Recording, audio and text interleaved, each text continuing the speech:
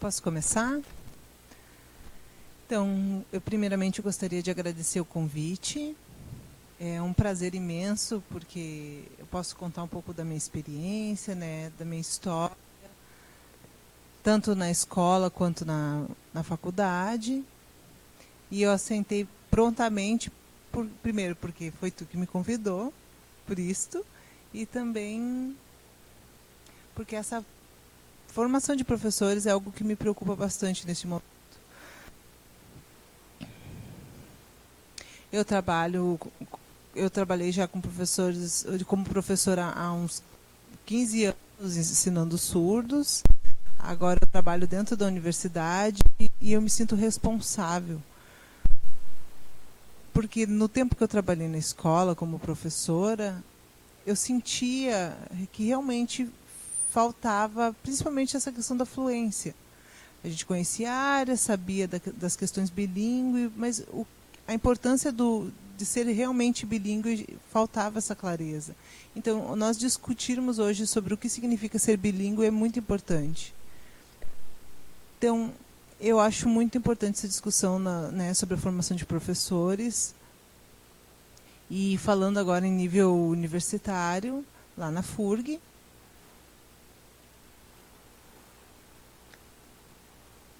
nós estamos num momento que temos 8 professores de Libras. Em Rio Grande são 5 professores. E essa semana nós fizemos uma reunião para discutir como poderíamos mudar e alterar o currículo, porque é muito importante que dentro das disciplinas de Libras haja tenha Libras 1 e também tenha Libras 2, com 60 horas cada disciplina. É importante que se tenha as duas. Porque apenas apresentar sinais, fazer alguns diálogos, a identidade de cultura. Eu cheguei apenas há 2 meses, eu sou nova lá na FURG. E nós estávamos conversando, isso precisa ser mudado, porque vai ter o Letras Libras, eles vão se formar na licenciatura, esses alunos, e depois se vão trabalhar numa escola bilíngue. Eles não têm conhecimento profundo sobre isso. Há 4 anos atrás, eu era diretora da escola Baldino e tinham 2 alunos que queriam fazer estágio lá na escola. Um era na área da matemática e o outro de geografia.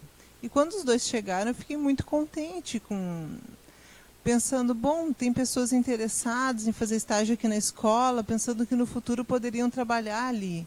Fiquei muito feliz, sentamos para conversar e eu perguntei, né, qual é o teu plano de aula? E eles me responderam que não sabiam como é que eram as organizações da aula, como vocês iam, né, ministrar essas aulas, e eles não sabiam como. Isso me angustiou bastante. Então eu pedi que eles me sinalizassem, e vi que a sinalização deles era muito simples, muito fraca, e isso me assustou também.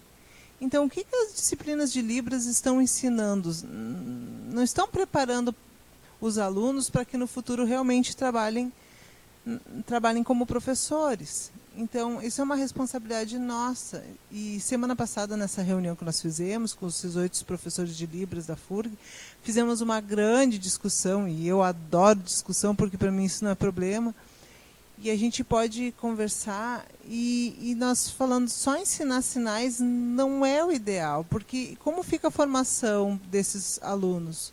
Quando eles forem trabalhar, por exemplo, quando os professores que estão na escola se aposentarem, quem irá substituí-los? Quando eles forem embora, quem virá? Porque as pessoas estão se formando e não conhecem Libras. Eles conhecem que tem um professor surdo, eles sabem que precisa aprender, mas e a metodologia e as outras questões ficam a desejar. Então, nós discutimos sobre isso, os professores aceitaram, né, que tivesse outros conteúdos dentro da disciplina de Libras, por exemplo, metodologia, né, a questão da perspectiva bilíngue. Então, no semestre que vem, nós já vamos mudar o currículo, porque só ensinar sinais não está sendo suficiente. Né? Uma lista de vocabulários não é suficiente. nós precisamos, né, o diálogo, o contexto, localização, saber como se comunica. Tem várias estratégias que são importantes ser ensinadas dentro da disciplina de Libras. Ok, tem a questão da disciplina de Libras e também tem a questão da responsabilidade que nós temos dos cursos cursos para formar professores, com uma consciência que perceba a cidade, a região e o que está faltando dentro dela. Isso é uma responsabilidade nossa. Nós estamos organizando um projeto de Libras no currículo de Libras como primeira língua. Então, esse currículo vai ser utilizado primeiramente na escola Baldino. E vai ser até dia 31 de novembro, dia 13 de novembro, nós iremos publicar este projeto. E temos somos em 2 professoras lá na FURG. A diretora da escola, somos 2 professoras mais a diretora da escola Baldino, que estamos organizando esse currículo para que tenhamos uma disciplina de Libras formal, que a gente saiba. E assim que esse projeto estiver publicado, nós vamos aplicá-lo dentro com os professores dentro da escola, porque os próprios professores faltam conhecer a Libras. Os professores dentro da escola não conhecem a estrutura da língua, não conhecem como se ensina Libras. Isso é uma realidade, mas é horrível, mas é a verdade que ocorre. Eu lembro de uma coisa que eu percebo também aqui nas escolas de Porto Alegre, que os professores dizem, eu tenho dificuldade, eu também preciso aprender, eu também quero aprender, mas onde? Que espaço que os professores têm para buscar esse conhecimento? Então, acho que essa é uma das nossas preocupações. Eu lembro que, algum tempo atrás, nós tivemos um curso de formação aqui na URGS, mas acho que faz bastante tempo já, acho que 2010, foi 2000? Não, na UBRA foi em 2000, tá bem. 2000 na UBRA, e aqui na URGS parece que foi 2010, também já faz bastante tempo, né? Então, até hoje, mais nenhuma discussão, mais nenhum encontro. Eu lembro que, durante essa semana, eu participei de uma palestra no curso de matemática, e muitos alunos super interessados em trabalhar nas escolas bilíngues, e logo me perguntaram, onde que eu posso aprender mais? E eu fiquei constrangido, porque não tive o que dizer para eles. Não tive um espaço para indicar. Então, o que eu pude dizer para eles é aprender língua de sinais. Existem cursos para língua de sinais, mas não para metodologias para trabalhar com alunos surdos. Mais uma pergunta que foi feita foi a seguinte. Ele disse, eu sei um pouco de língua de sinais, eu reconheço que sei pouco, mas eu quero aprender onde mais que eu posso buscar. Eu não posso entrar na escola só sabendo o básico que eu sei. Eu, por exemplo, já fiz estágio e não me aceitaram, né? Eu quero aprender mais, onde que eu posso aprender mais, buscar mais. Então, isso me causou uma ansiedade, porque as pessoas querem buscar mais e não tem uma possibilidade, não tem um espaço para buscar essa formação. Mas eu fico, né, preocupada também porque a universidade é um local de formação contínua, mas a universidade então, quem são as pessoas que vão ensinar essa formação? Porque quem teve experiência dentro da escola antes? Eu sei que é uma discussão muito antiga, a universidade, né, prepara materiais e tem a prática, prepara muitas coisas, mas falta a prática. Então, eu tive muitos anos de experiência dentro da escola, passei por muitas dificuldades.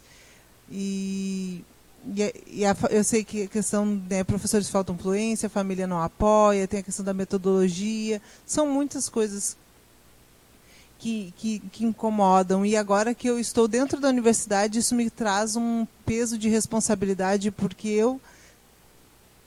eu sei que também tem a questão que a universidade está cortando muitas coisas, mas a gente tem possibilidade de fazer formações, né, na questão da fluência da língua de sinais, porque os professores precisam conhecer a Libras profundamente, e os professores não conhecem. Porque não podem pensar, eu quero trabalhar numa escola bilíngue, mas não tem língua de sinais, né? Usam muitos gestos, isso não vai funcionar. Por exemplo, o ato comunicativo vai ficar falho. E aí não vai funcionar. Eu conheço currículo, eu conheço conteúdo profundamente, mas na hora de passar aquilo, eu não tenho influência. Também temos uma outra questão, sobre a metodologia de ensino para os surdos. Não é uma metodologia que pega do ouvinte e adapta. É completamente diferente. É criar uma metodologia focada para as especificidades da criança, do surdo, pensando na questão psicossocial do surdo. Isso é completamente diferente do que a experiência dos ouvintes. Então, esse é meu foco principal, essa é a minha preocupação. Pronto, parei.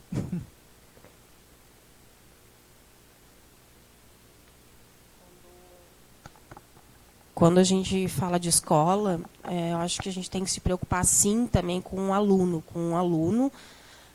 Sim, o professor também tem que aprender, é lógico, mas esse aluno, ele precisa compreender, vamos pensar nas crianças. Os alunos todos querem aprender e querem tudo rápido, né? Se a coisa for lenta, cansa, ai, que saco.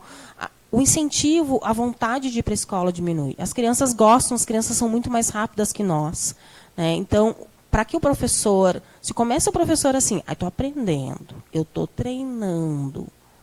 Isso causa para o aluno algo do tipo, que saco está aqui, né? Ignorar o professor, desistir. Por que eu estou dizendo isso? Não é um achismo do que eu estou dizendo, porque comigo isso aconteceu diversas vezes. Eu acho que estudei em escolas de todos os tipos, né? Escolas de inclusão. Eu não sei se vocês conseguem diferenciar os sinais de inclusão que eu estou usando, né? Diversos tipos de inclusão eu vivenciei na minha vida. Então, eu devo ter estudado em 10 escolas no meu ensino fundamental. Em escola de surdos, em escola de ouvintes, onde não tinha nada de acessibilidade, em escola onde tinha intérprete, onde tinham outros alunos surdos. Experiência em diversas vivências na minha história escolar. E o que eu consigo trazer é que, sim, eu entendo o lado da escola e também entendo o lado do aluno.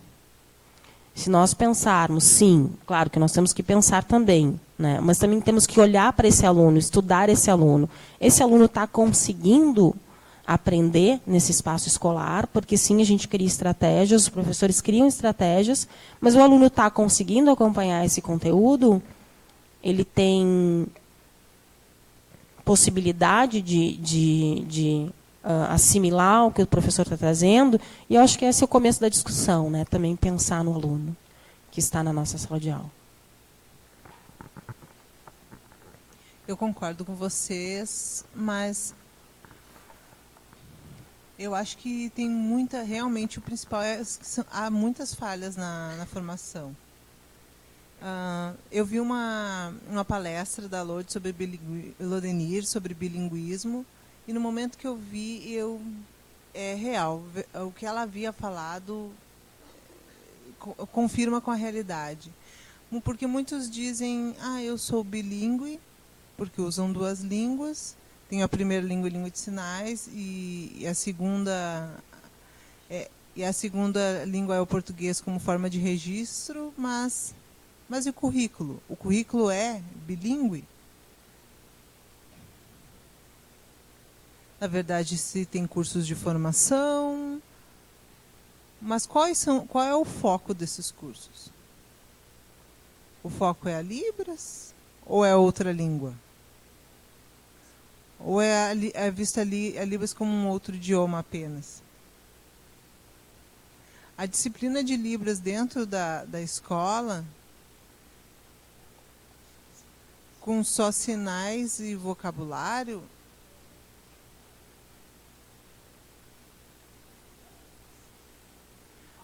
a gente precisa também ter a língua vinculada à cultura. Só dizer assim, eu aprendo Libras, eu já sei da cultura, não é o suficiente. Quem são as pessoas? Então, para mim, a falha maior está dentro da formação. Isso é bem complicado. Tanto na formação de professores, de intérpretes, parece que é tudo a mesma formação, nós precisamos mudar nosso pensamento em relação a isso. Porque às vezes tu olha assim, tu é professor, então tu pode interpretar. Não, eu sou professor. Não, o teu intérprete também quer ensinar. São os papéis separados, a gente não pode misturar. E é uma coisa que parece que ao mesmo tempo a gente não consegue separar. Então, estudar sobre a formação, sobre cursos, isso é muito importante. O meu aluno entrou no curso de Letras Libras. E aí eu pergunto, tu sabe língua de sinais? Não, eu vim aprender aqui. Então, quando tu entra no curso, tu já deveria saber língua de sinais, porque a academia não ensina língua de sinais. Porque ela tem o conhecimento próprio do movimento, da cultura surda, da identidade, da consciência, de como ensinar, né, como pensar no plano. Isso é bem complicado. Mas é claro, a gente precisa começar no básico. Eu já estou aposentada, já ensinei surdos, agora trabalho na Uniaselv. O Fernando me avisou.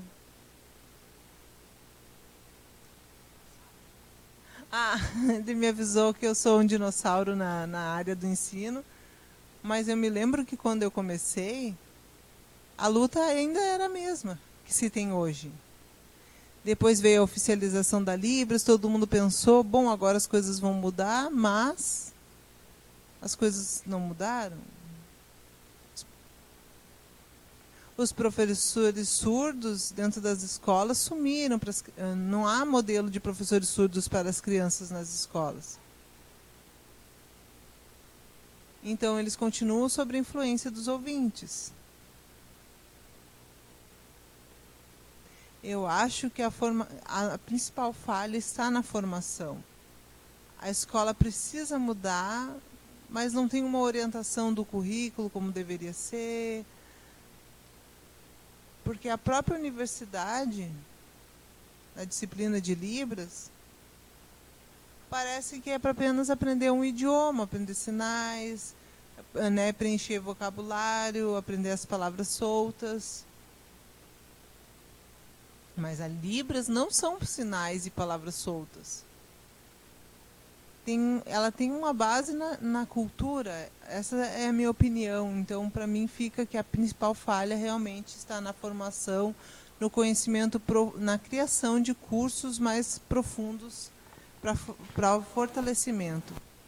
E essa formação que a gente precisa, então, para amanhã, como criar estratégias a curto prazo para solucionar isso?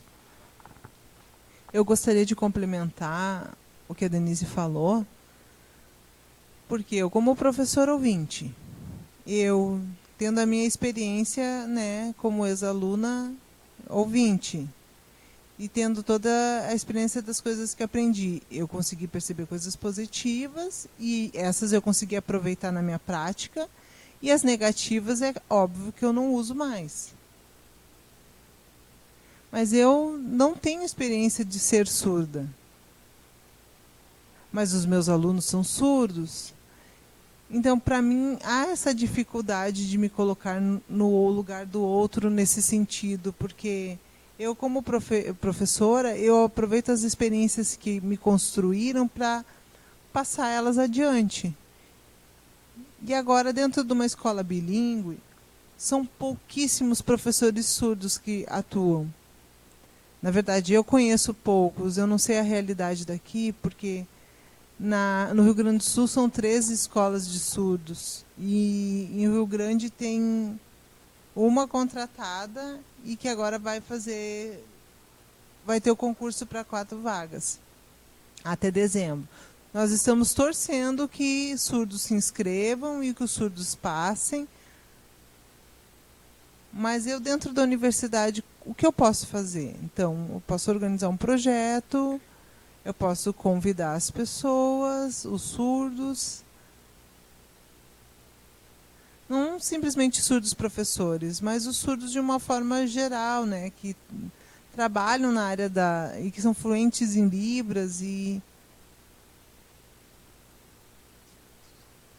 pessoas bem-sucedidas, né, pessoas que fiquem, pessoas que trabalhem e já estejam bem-sucedidas nas suas áreas. E questione elas, né, na tua experiência como criança e como adolescente, o que foi positivo na educação, o que foi negativo. E eu posso, né, compilar essas informações e aproveitá-las.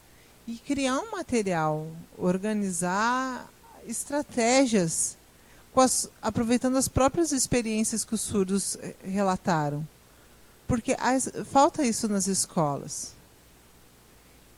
Então, pensando, porque ele é professor surdo, ele sabe ensinar, na verdade, não. Não é essa a exigência. Ele é surdo, ele tem influência, mas tem coisas que ele também tem que ver da própria experiência dele como criança. Por exemplo, o Marcelo teve experiência em 10 escolas diferentes. E por que tu ficou na última escola, né? Poder recolher dele colher todas essas informações do que ele teve de positivo de tudo isso e criar um material com estratégias que possam auxiliar as outras pessoas a verem o que teve de positivo e negativo. E também que os surdos tenham mais contatos com o surdo, porque infelizmente a maior parte dos professores são ouvintes. Aqui em Porto Alegre são 4 escolas. Acho que o Salomão, não sei se a Janaína, por favor, me corrija se eu estiver mentindo, não tem surdos no Salomão no momento, e não é por falta de vontade, é por falta de candidatos para ocupar essa vaga de professores surdos. Desculpa. Desculpa, lá no Rio Grande vai ter o concurso, né? Até dezembro vai sair o edital para as inscrições, são 4 vagas. E é um salário bom, vou aproveitar para divulgar, é da prefeitura. A diretora está aqui, do Baldino. São 4 vagas para professores de Libras. Rio Grande é uma cidade ótima, é perto tem praia, ela é muito boa, tem peixes. Aproveitem e venham para Rio Grande. Sempre que eu posso, eu estou em Rio Grande. Eu confirmo, sim, um local maravilhoso. Descanso, trabalho, mas é um local maravilhoso. Tu me perguntou em relação a como fazer estratégias, né?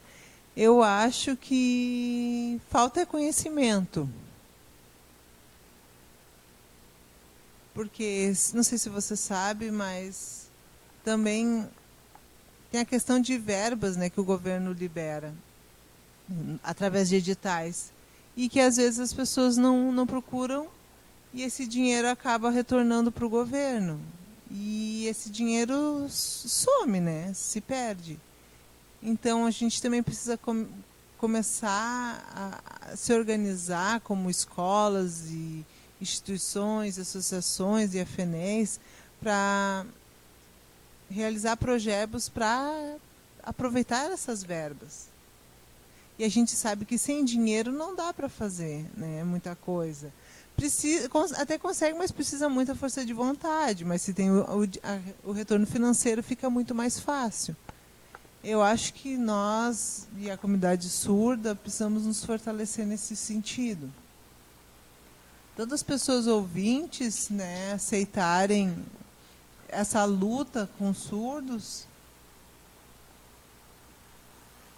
porque, né, não, a gente sabe que não é fácil e é fácil trocar e desistir. Então, acho que a gente precisa começar a se unir, chamar mais pessoas para montar uma parceria, fazer planos e lutar nesse sentido.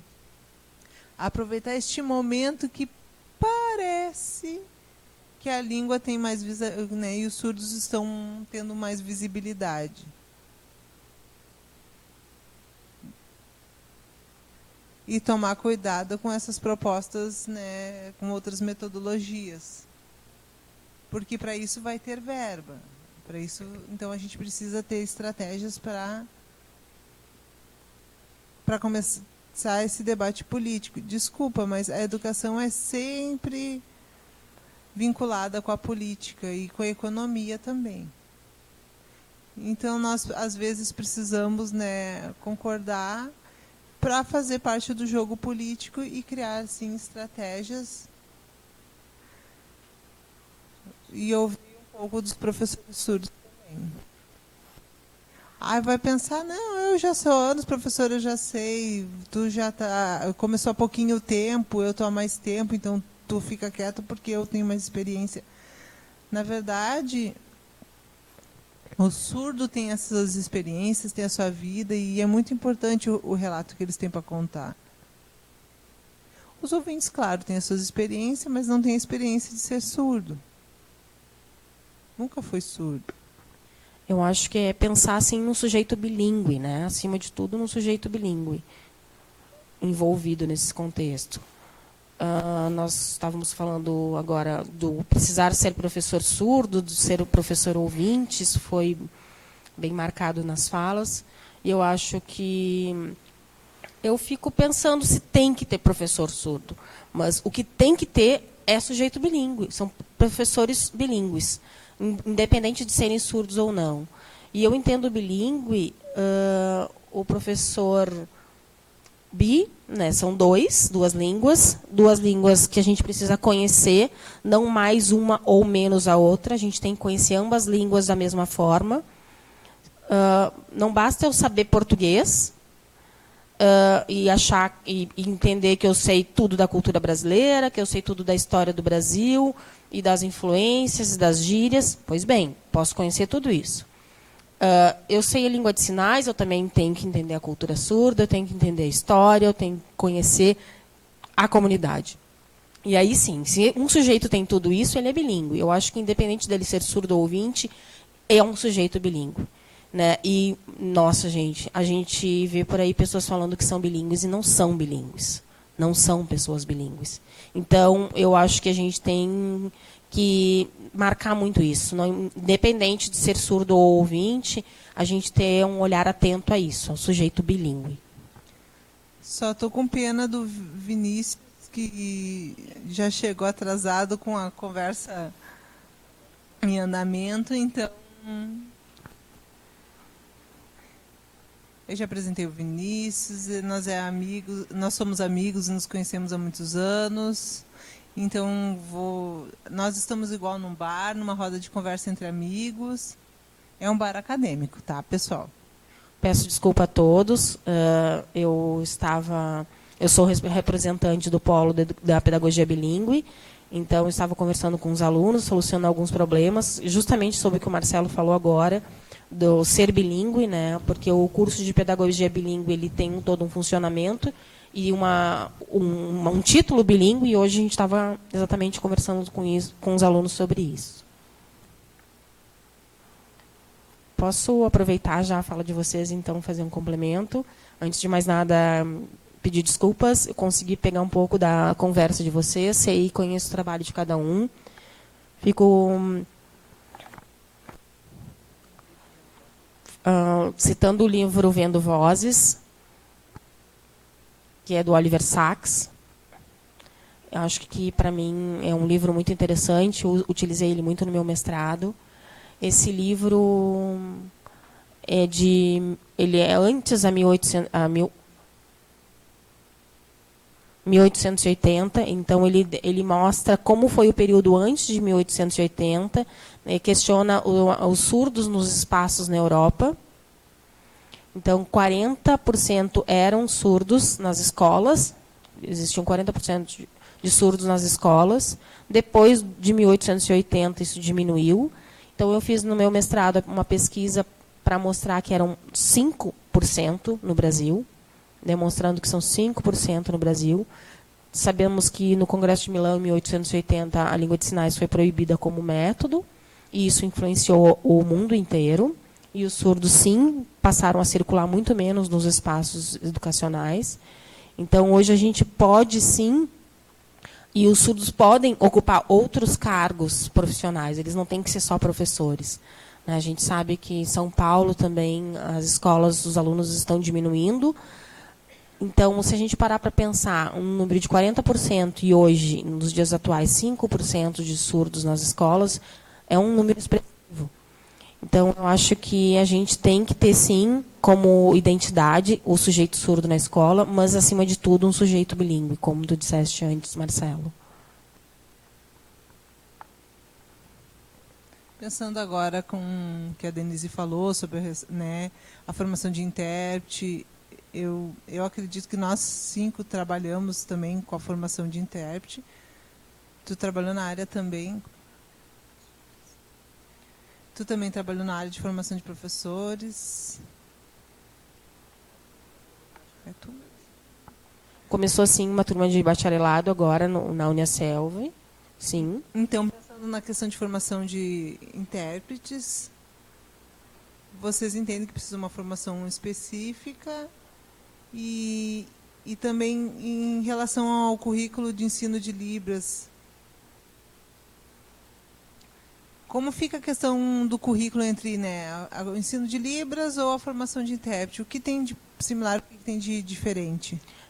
Na minha opinião, acho que sim, são coisas diferentes. São conhecimentos... Alguns são conhecimentos similares, outros muito distintos. São profissionais especializados. Então, a gente precisa pensar assim, no currículo diferente. Antes eu falei, né, que professor não é intérprete, intérprete não é professor. Então, a gente também tem que discernir essas profissões. O meu conhecimento enquanto professor é diferente, o meu foco é diferente. E a gente, sim, tem que pensar num currículo diferente. O currículo não pode ser igual. Algumas coisas, sim, algumas disciplinas podem ter nomes iguais, mas o conteúdo ele tem que ser explorado de uma forma diferente. Eu tenho que explorar com professores o ensino, com intérpretes as técnicas, e lá na Uniaselv me questionaram isso. Né? Os professores da licenciatura, por que que precisa saber de interpretação na licenciatura? O que tem a ver, né? Para que eu vou precisar e por que eu vou saber tem que saber quais são os tipos de interpretação, os alunos ali explorando, mas eles não vão ensinar, eles não vão ser intérpretes, eles vão ser professores. Então, isso me foi questionado. Então, eu estou propondo a troca de currículo, porque, sim, tem uma disciplina que é sobre cultura surda. Então, tira a disciplina de interpretação do currículo de licenciatura e coloca de cultura. Então, elementos que a gente pode alterar de uma forma mais... A gente pode explorar de uma forma mais rápida, mas por que o professor tem que saber quais são os tipos de interpretação? Eu não vou pensar agora, o intérprete está fazendo uso desse tipo de interpretação, tem que fazer uso de tal movimento. Enfim, então, a gente tem que sim pensar na reforma desses currículos, né? Num novo currículo, pensando tanto na licenciatura quanto na formação de intérpretes. Acho que a questão dos intérpretes não serem profissionais oficialmente se misturava muito. Né? Hoje em dia a gente já tem a legislação, a gente já sabe que existe essa profissão e que são profissões diferentes. Professor não é intérprete, intérprete não é professor. Então, eu retomo isso, acho que a gente tem que se deter e olhar com mais cuidado para cada currículo. Tem uma professora, a Neiva, eu não sei o sinal dela, me esqueci, ela é lá da... esse é o sinal dela. Ela é da UFSC. Ela tem uma pesquisa muito interessante, né, na área da pós de tradução e interpretação. Ela é formada Ela é PhD, pós de educação à distância. Ela faz pesquisa nessa área. E ela mostra que na maior parte dos pós no Brasil ofertados, ele tem 60 horas de língua de sinais. Algumas têm 100 horas. Eu fico imaginando como é que uma pessoa adquire a língua de sinais e mais a questão de tradução dentro de um pós com essa carga horária.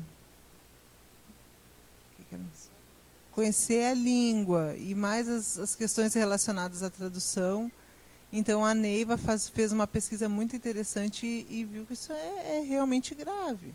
Aqui no Rio Grande do Sul, por sorte, nós temos vários professores que sabem língua de sinais, mas pós lá, por exemplo, na área do Norte, Nordeste, não tem professores fluentes dentro do pós. Então, eles assistem alguns vídeos e é isso. Esse é o material e está pronto, assim. Isso é um problema bem grave. O Letras Libras aqui no Rio Grande do Sul, por exemplo, é importante que tenha em outros lugares. Tem aqui na URGS apenas. E Pelotas, Santa Maria, Rio Grande, outras localidades. E pensando no Brasil como um todo, né, quantos cursos de bacharelado existem? 8. E é isso. São apenas 8 cursos. Então, como haverá formação de intérpretes? Né? Então, precisa mais nas universidades federais, também nas privadas. Então, a gente precisa de outros espaços para isso. Então, agora eu vou provocar vocês, né, que trabalham em escolas. Ok, tem a escola de surdos estudam lá até o 9º ano, e quando vão para o ensino médio, precisariam de intérprete. E quem é que é intérprete formado na área da educação? Formado especificamente para isso? Porque o bacharelado aqui na URGS, ele trata de um âmbito geral, a área da tradução, aí vai ter teatro e artes, vai ter a área da educação, vai ter a área... Mas ele aborda de uma forma geral, não consegue ser específica a um determinado contexto. A gente também tem que pensar nessa formação específica, porque tem muitas pesquisas que mostram que a área que existem mais vagas e concursos são para dentro das escolas. E como fica essa questão? Eu não sei o que vocês têm de experiência em relação a isso. Aqui na nossa região nós temos problema com isso, porque tem alguns alunos surdos, né, que estudam o ensino fundamental e o médio, e depois, quando entram na graduação, eles não sabem como trabalhar com intérprete, eles não têm essa experiência, não sabem como funciona. De fato, eu acho que também é um problema. Eu acho que o problema maior eu lembro quando eu comecei a trabalhar como intérprete, em 2000, na UBRA, eu não tinha conhecimento profundo, mas um surdo me solicitou, e eu lembro que era um curso de informática, de sistema de informática, era o curso, e eu fiquei super apreensiva. Era um intérprete, nós não trabalhávamos em equipe, 3 horas de aula, e eu ficava fazendo datilologia. Eu não conhecia, não sabia o que fazer, não tinha algo específico da área. Depois, era da informática, eu ia para fisioterapia, e era isso. Se resumia isso. E os surdos é que foram me ensinando, claro. O primeiro mês foi um mês mais difícil, mas depois eu fui adquirindo os sinais específicos de cada área. E então, eu também não conhecia, eu não sabia. E aí, quando eu fui para a educação, eu já tinha um domínio maior. Em determinado momento, eu tive que interpretar a palestra de medicina. Não tinha texto para eu estudar, e que conhecimento eu tinha, que referencial teórico eu tinha para poder interpretar isso. Então, acho que é por isso que a gente tem que pensar assim no currículo. A gente não vai, claro que não, em uma disciplina de 60 horas, conseguir solucionar e aprender tudo sobre tudo. Mas eu acho que a gente pode começar com noções, né, com uma noção de algo. E aí cada um vai buscar, sim, um pouco mais do que precisa ou do que sente necessidade. Na Uniaselv tem alguns alunos que dizem: eu quero ser intérprete na área da saúde. Eu digo: tá, mas por quê? está fazendo curso de licenciatura por quê? Ele disse, sim, porque não tem bacharelado, no horário que eu posso não tem curso. Agora vão iniciar, né, vai iniciar a primeira turma do bacharelado nas sextas de noite. Essa aluna vai pedir remoção, vai pedir transferência para a turma do bacharelado. Então, acho que é pensar nisso, acho que é muito importante pensar nisso. Mais uma vez eu digo que é importante a gente pensar, sim, nos currículos. Pensar nesses currículos e na metodologia. Não só no currículo, mas também na metodologia. Eu acho também importante nós lembrarmos da importância, né, do profissional intérprete, como o Vinícius falou sobre 8 cursos de bacharelado e de licenciatura, quantos são? 27 cursos. Então, eu sempre me lembro da Maria Cristina Lacerda. Ela veio fazer uma palestra aqui ano passado e ela deu essa informação que são 27 cursos de licenciatura e de bacharelado 8. E quem vai interpretar para esses surdos quando eles se formarem? São 27 cursos se formando e vão trabalhar onde depois também? Por exemplo, se trabalhar dentro da universidade, quem é que vai interpretar para eles? Se trabalharem numa empresa, né, quem vai... Eu penso que a formação também tem que andar junta nos dois sentidos. Ok, nós estamos pensando na questão dos surdos, mas também precisamos pensar na questão da formação dos intérpretes. E pensando na qualidade também, né? Eu já fui a vários espaços para solicitar estágio para os meus alunos, e o que os supervisores nos dizem é: os alunos do Letras Libras não sabem nem língua de sinais, então a gente não permite estágio aqui nessa instituição. Aí eu fico me perguntando, como assim? Sim, já tiveram alunos de Santa Maria, por exemplo, que foi citado, que vieram até aqui e não conheciam língua de sinais. Então é estranho, mas são cursos EAD que estão sendo oferecidos. Pensar nisso também, né? Então, o presencial já é difícil, imaginem um curso EAD. E o estágio, né? E espaço do estágio. Por exemplo, só para nós refletirmos, por exemplo, um ensino de língua qualquer. Tem, né, tem o projeto ISF, Idiomas Sem Fronteiras, né? Tem um projeto que é do governo, que, né, tu aprende o básico da língua à distância, pelo site, pela plataforma. Ele é ministrado na tua L1 e depois ele começa a ser presencial. Então, por que Libras pode fazer todo o curso do começo ao fim sempre à distância? Isso é algo a se pensar. Inglês, espanhol, francês, japonês. Sempre o básico tu acessa e aprende pela plataforma, mas depois a continuidade deve ser presencial, e é um programa do Idiomas Sem Fronteiras do governo. E agora, na pedagogia bilíngue, com o INES, nós já discutimos essa proposta, porque ele é à distância, mas nós queremos que as disciplinas de Libras sejam presenciais. As outras disciplinas, ok, mas as de Libras precisam ser presenciais. É uma discussão que nós estamos tendo agora. Na Uniaselv, na verdade, não é EAD, 100%, é semipresencial. Então, é uma aula por semana, nós temos encontros semanais, mas, de qualquer forma, a prática do uso da língua de sinais, são 3 disciplinas de Libras, disciplina 1, 2 e 3, porém, não é o ensino da língua que são abordadas nessas disciplinas. Os alunos é que têm que buscar por fora cursos. E aí acontece o problema do estágio. Porque, por mais que eu esteja lá para supervisionar esse estágio, se o aluno não sabe, ele vai reprovar. Ele vai reprovar, e isso é uma coisa que eu digo desde o início do curso. Vocês vão reprovar. Tem que procurar estratégias, cursos para conhecer a língua de sinais extra o curso da Uniaselv, extra na universidade. Porque o Letras Libras ele não vai ensinar a língua. Vocês já têm que chegar no Uniaselv com conhecimento da língua. Então, é bem delicado. E ele é semipresencial, já é delicado. Então, imaginem ele 100% à distância.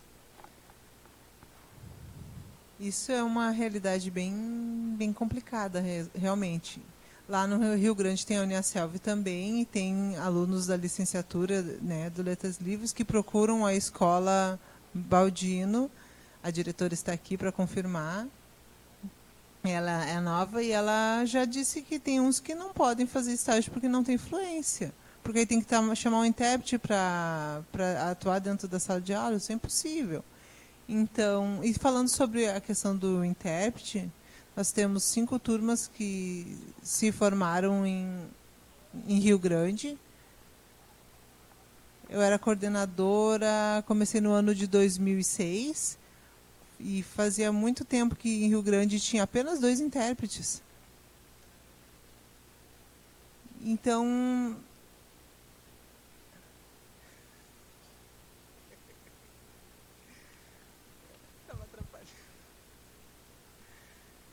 desculpa, pessoal, o copo estava atrapalhando.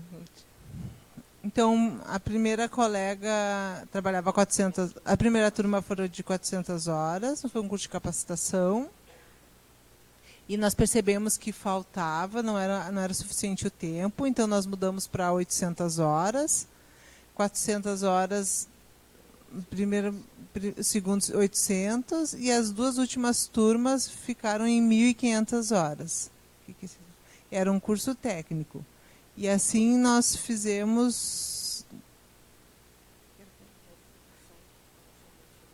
todas as edições, nós conversamos muito sobre isso, mas ainda assim eles não saíam fluentes. Então, para minha opinião, falta do profissional intérprete também é perceber a sua própria responsabilidade e papel de correr atrás, de buscar algo além, né, na área. Por exemplo, aí tu faz o concurso, passa na universidade e aí quer, né, não consegue atender todos os cursos. Por exemplo, a minha primeira formação foi em contabilidade, a minha primeira graduação. Depois eu passei no concurso na FURG como intérprete. E para mim era muito tranquila a questão dos cursos de administração e contabilidade, porque era a minha área, era a área que eu conhecia, eu podia buscar sinais em relação àquilo, porque... Mas eu não consigo ser uma intérprete generalista, isso é impossível. Uma outra questão está no curso de formação de professores que tem um conteúdo sobre, né, relacionado à questão da interpretação. Eu acredito que é necessário, sim. É óbvio, tu não precisa entender o que significa os tipos de tradução, mas tu precisa conhecer o que é o papel do intérprete, do profissional, porque o professor não sabe, ele não tem essa informação, ele não conhece. E até hoje eles continuam pensando que o intérprete é a mãe do surdo, que o intérprete é o responsável pelo surdo, pelas coisas dele, igual a agenda. Aqui em Porto Alegre, eu não sei, mas lá em Rio Grande continua este pensamento. Aqui também. Às vezes os surdos também não compreendem o papel do intérprete. Não sei quem foi que falou sobre a formação e depois, quando, né, se forma e ele vai estudar na graduação e ele não sabe como funciona aquele profissional. Quem é o professor, quem é o intérprete, quem é que vai me ajudar, vai me dar informações, vai anotar na agenda os meus compromissos, quem é o professor, fica confuso mesmo para ele. Ontem um surdo me mandou 1 milhão de mensagens dizendo: desculpa, eu estou angustiado, eu não conheço o intérprete, a ética dele, e ele me encheu de questionamentos. E ele tinha razão em tudo, porque, né, faltava também... falta do intérprete compreender o seu próprio papel, porque ele passa no concurso e vai lá e não sabe realmente o que ele tem que fazer. Também falta compreender profundamente a especificidade da minha área. Eu preciso me lembrar o meu código de ética. O que é minha responsabilidade e o que não é. Às vezes o profissional esquece disso. Ontem eu conversei, né? Eu falei para ele, Deus sabe o que faz. Porque se eu nasci surdo, se eu tivesse nascido surdo, eu ia ser a pior surda do planeta. Porque eu ia ser muito chata com os intérpretes. Que bom que Deus faz as coisas certas e eu não nasci surdo. Vocês são maravilhosos, guridos, não é por isso.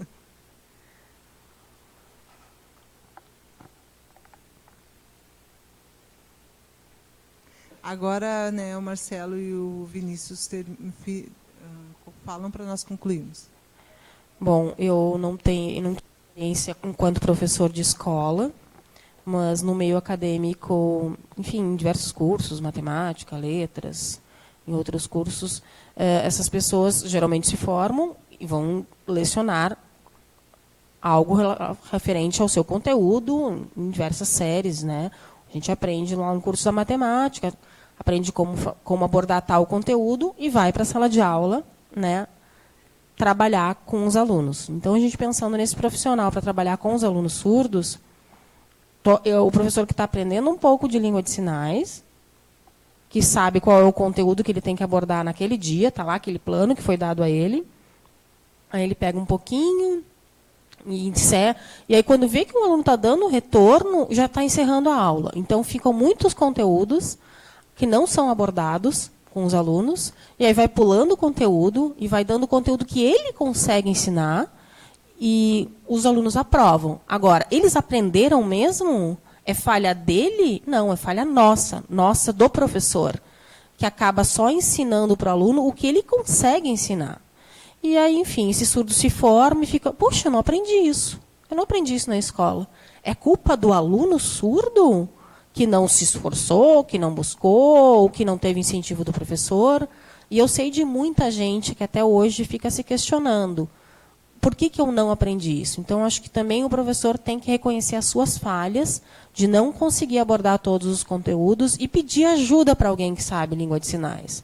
Quem sabe um monitor ou alguém, mas alguém tem que, sim, abordar os conteúdos com os alunos. Hoje, a gente tem que trabalhar isso e trabalhar o que está ali, sei lá, enfim, multiplicação, adição, mas ensinar na língua e não ensinar só o que tu que conhece de língua de sinais te permite. Porque quanta coisa ele já aprendeu, ele se formou naquele curso, fez o juramento na sua formatura, e aí vai para a sala de aula fazendo o resumo para o aluno surdo. Então, a gente tem que tomar muito cuidado com isso, em compreender os nossos limites. Eu tenho 2 assuntos. Vou cumprimentar o Marcelo, depois a Cristina.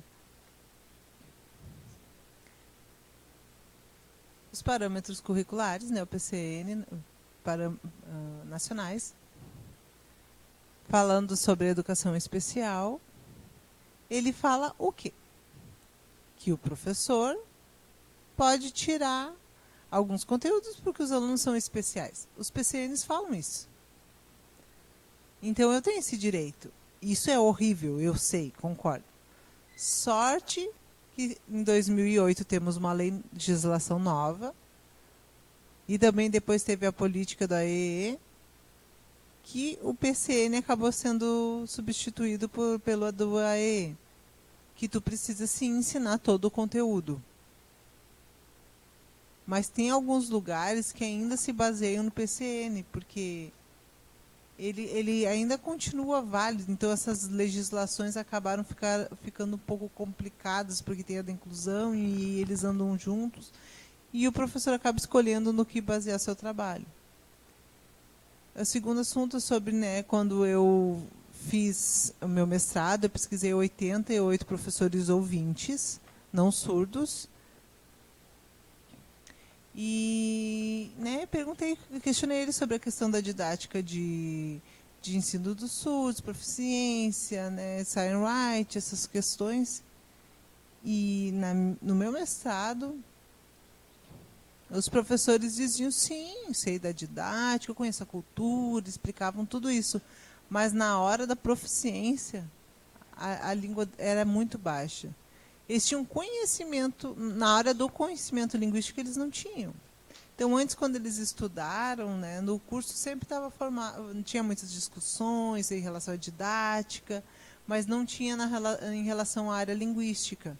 Isso é uma questão que nós precisamos pensar junto com a área, né, e unir a área das letras e a área da pedagógica, né, porque alguns alguns tem uma certa rixa, né, que o letras não entende da pedagogia, a pedagogia não entende da letras, mas são questões que devem andar juntos, devem se unir, porque se nós estamos falando de questões bilíngues, elas precisam andar juntas. Hoje estamos lutando, mas eu acredito que vai demorar um pouco ainda para mudar este E pensamento. como resolver isso em curto prazo? Como? Me diz, como resolver? Bom, eu vou pensar se eu consigo, mas eu acredito que dá para pensar em questões de pós, cursos, né, curtos, mas voltados mais para o uso da língua. Mas eu acho que isso é para longo prazo, não? E para amanhã? Para a gente resolver os problemas de para amanhã. amanhã é impossível, porque nós estamos tratando de língua. Amanhã é domingo, amanhã é dia de descansar. Não, só estou brincando. Hoje, o que nós estamos falando é muito importante, porque, por exemplo, eu trabalho lá em Rio Grande, é longe, né? É no extremo sul do Rio Grande do Sul. Fim, bem no fim, quase. Então, nós pensando no Brasil, né, do Oiapoque até o Chuí. Nós estamos bem pertinho do Chuí e nós olhando os argumentos, cada um mora numa ponta e cada um tentando resolver.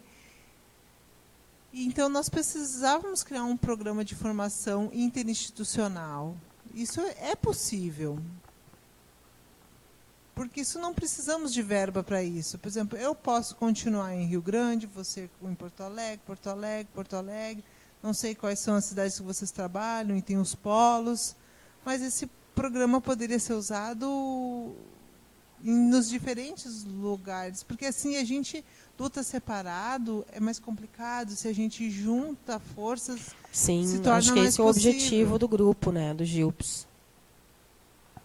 Porque hoje nós temos a internet, nós podemos fazer por videoconferência, a gente já não precisa mais estar presente no mesmo espaço para construir, então a gente pode criar e fazer. Eu agradeço muito por esse momento que foi aberto, onde a gente teve esse momento de discussão. E então, talvez nós pensarmos num outro momento para construirmos formações de professores, ensino bilíngue e essas questões todas. Por isso que eu digo que a gente tem que se unir. A gente tem que unir forças e não adianta ficar lutando solitário por cada canto. É enfraquecimento. Então, a gente tem que unir forças, independente de onde espaço físico a gente estiver. Porque se a gente parar com o nosso orgulho, eu fiz, não, porque é eu que fiz. Não, nós nós construímos coletivamente. Concordo plenamente com o que a Cristiane disse. Porque acho que tem essa tradição, né, de eu fiz primeiro. Não importa. Não importa quem fez, mas quem continuou, quem deu andamento, eu acho que é isso que importa. Isso é uma bobagem, né, ter renome eu sou parceira, podem me chamar, contem comigo. Eu também sou parceiro. Então, vou aproveitar para fazer o fechamento desse momento. Então, o grupo do Jupels começou no Frei Pacífico, com os professores de lá. Eles tiveram esse interesse em fazer pesquisa e publicar. Depois a gente começou a mudar um pouco e criamos um evento de extensão, e aí começamos aqui. Então, quando começou o ano, nós já estávamos sonhando com um evento aqui na URGS em relação ao currículo, o currículo de Libras, a formação de profissionais. E esse assunto de formação de professores nós já discutimos há algum tempo, sempre em reuniões. Então, eu gostaria de aproveitar e falar para vocês, né, se vocês quiserem fazer parte. Nós estamos planejando para o ano que vem um curso gratuito aos sábados, das 8 até o meio-dia, onde cada mês vai ter vão ser módulos diferentes e as pessoas podem se inscrever. Por exemplo, mês de março vai ser sobre gestão das escolas. Esse assunto me interessa, então vou me inscrever nesse. Mas no mês que vem, em abril, é sobre educação de matemática e português e ciências, por exemplo. Ah, esse eu tenho interesse e me inscrevo. No outro é sobre o módulos diferentes. E a pessoa pode escolher o que é de seu interesse ou não para fazer a inscrição.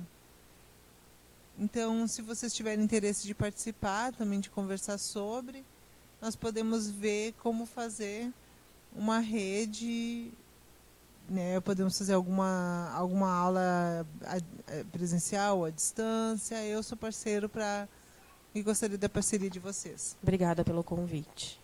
Então, muito obrigada por vocês terem aceitado participar. Infelizmente, é pouco tempo. Eu lembro que quando a gente estava organizando, a gente pensou, 1 hora dá para discutir bastante, e agora fomos ver. Falta tempo. Faltou o tempo, passou muito rápido, já até avançamos da hora. Então, eu queria agradecer muito, imensamente, e eu espero que futuramente possamos nos encontrar, ou aqui em outros espaços, talvez fazer um segundo encontro anual. Então, agradeço realmente a participação de todos. Se possível, eu gostaria de pedir que vocês ficassem à tarde para participar dos grupos de discussão. E vocês podem continuar discutindo dentro do grupo para que a gente possa fazer esse registro e publicar e tomara conseguir mudar um pouquinho da nossa realidade.